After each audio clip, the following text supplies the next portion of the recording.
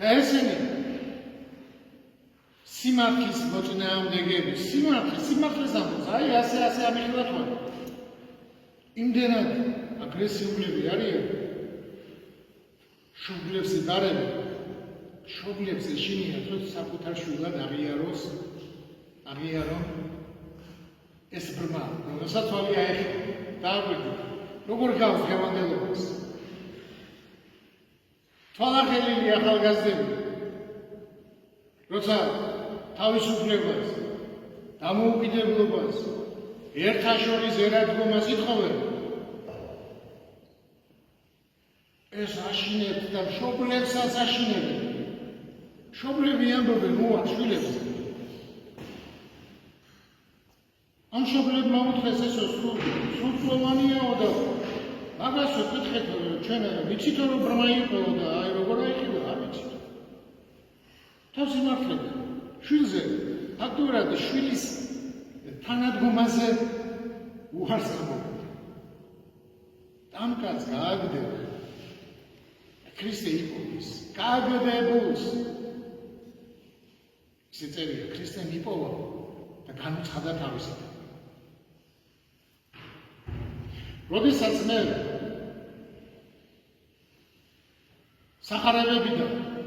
სახარებიდან რაღაცა დღევანდელ მოვლენებს ვამართლებ, ვიღაცებმა კომენტარები გააკეთეს, რომ აი თითქოს მე ვამბობ, თითქოს კი არა, მე ვამბობ, რომ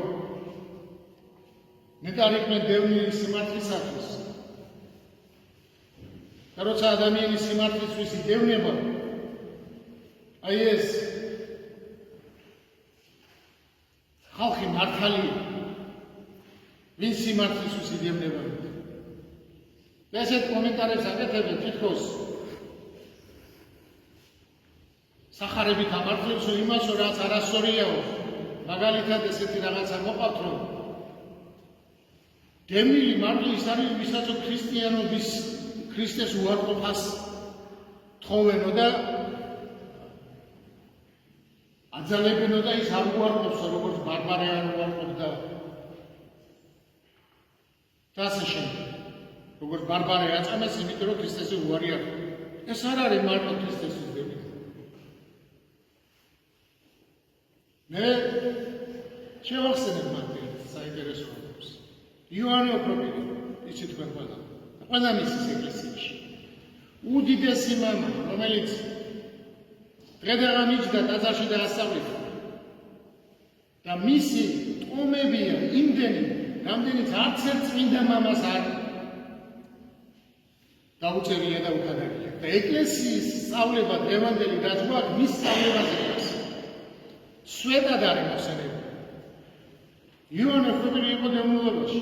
და იცით თქვენ რომ კონსტანტინოპოლიდან კამანში აღმოჩნდა და კამანში დალია სული და ბოლოს თქვა მადლობა მეთო ყველაფრისათვის. კითხვას რომ ვინმე უკრძალავდა ქრისტიანობას? არა. ვინმე უკრძალავდა ქრისტიანულ სწავლებას? არა. მაშინ რატო იყო დევნილი? დედოფალი რომელსაც უნდა თავისი კერპი დაედგა ტაძრის ეზოში, ანუ თავისი ძეგლი, რასაც ძეგლს იმას შეეწინააღმდეგა და ამხილდა. ანუ მაშინდელი მთავრობა ამხილდა. ის მთავრობა მას ქრისტიანობაში არ ეწინააღმდეგებოდა. არა. მაგრამ მათ არასწორ მოქმედებაში ამხილდა. და იყო დევნილობაში მოკვდა. უდიდესი მამა. ზოგიერთმა შეიძლება თქვას, რომ ძველად იყო, დღეს ხონაირად არის. მაშინ მოდი თქვათ, ყველა მიცი, კირიო კათალიკოს. ვინმე, როცა ის ჩვეულებრივი მღვდელმთავარი გადაასახლეს რუსებმა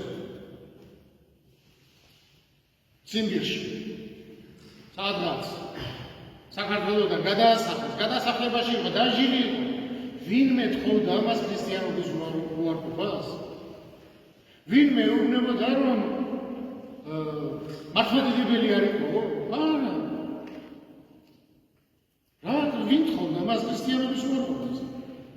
ირიონი ითხოვდა ილიას გზას, რომ ჩვენი თავი ჩვენ უნდა გვეკუთვნოდეს და ამხელდა რუსულ იმპერიას ჩვენი დამოუკიდებლობის, ჩვენი თავისუფლების, ჩვენი ავტოკეფალიის განადგურებისგან. თორემ მართლმადიდებლობაში არავით არის პრობლემა, არ ქონია მას რუსეთთან, მათ საქციელს ამხელდა, რომ ეს არ იყო მართლმადიდებლობა. კირიოს რო ქებადიდება დაეწყო, როგორც დღეს ზოგიერთები აქებენ ადიდებენ.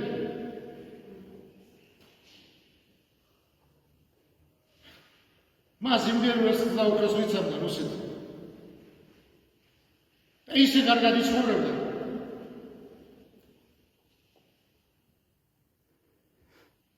აბჯერად ეს ესე იქნებოდა და ესე არის. ამიტომ ყოველთვის ქრისტეს უარყოფას არა არ გთხოვენ. მის თაყვანისებას გთხოვენ. როგორც იოანე ოქროპის თხოვდნენ, არ თხოვდნენ, მაგრამ რო ეთქვა, რომ აი დიდი ხარ შენ დედოფალი. და თან ესწავლებინა ქრისტიანობა რა. არავინ არ აუძალავდა, არავინ არ დაუწყებდა დევნას. დიდი ხარ შენ დედოფალი.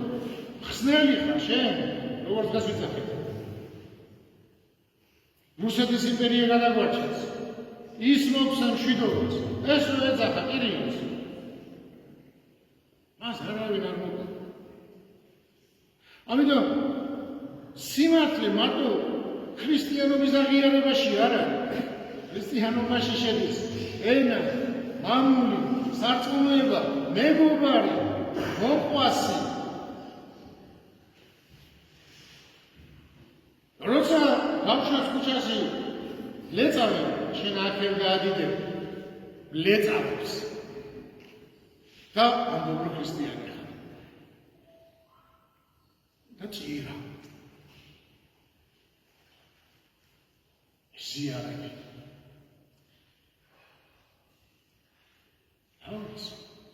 აი, ვისაც თვალი გაქახელი, შეედაგეთ. თვალის ახლა რას ნიშნავს? სწორ მსჯელობას ქრისტეთი და ქრისტეში. ძველი ეკლესია იდევნებოდა და სისხლს ღვრიდა და ყველაზე ბევრი მოწამეები მესამე საუკუნეში ჩათვლით არიან მღვდელმთავრები. რადგან ეშმაკი ცდილობდა და იმპერატორები და იმპერია ცდილობდა, რომ თავი მოეყვეთა. წემსი მოეყვება. და ისინი კვდებოდნენ და უფრო მრავლდებოდნენ. ეშმაკი ხო გონიერი, ცბიერი მიხვდა. და დევნა კი არ დაუწყო, მოსყიდვა დაუწყო. და დაიქცა ეკლესია.